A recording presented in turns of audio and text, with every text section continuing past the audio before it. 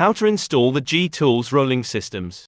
The first step is to remove the packaging, inspect and then open the drawer to remove the boxes containing handles, wheels and fixings.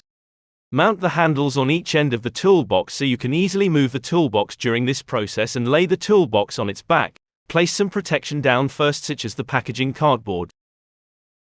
Now bolt 2 rotating wheels at one end and 2 fixed wheels at the other end of the toolbox.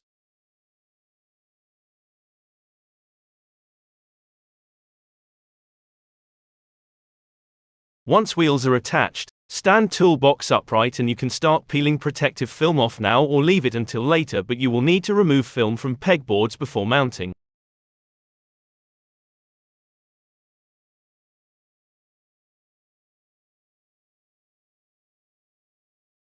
Partly attach rear bolt mounts so they protrude out from the bench, ready for pillars to slide onto. Now inspect the vertical pillars, look at the mount eyelets to understand how they slide onto the mounting bolts, look at the side mount screw holes for the pegboards. These side mounts face inwards. Remove the end caps to allow easier mounting. Put these back at the final stage. Check pillar direction for top and bottom, then slide them onto the mounts. Do not tighten yet. Mount pegboards with side bolts, keep slightly loose until overhead cabinet is installed.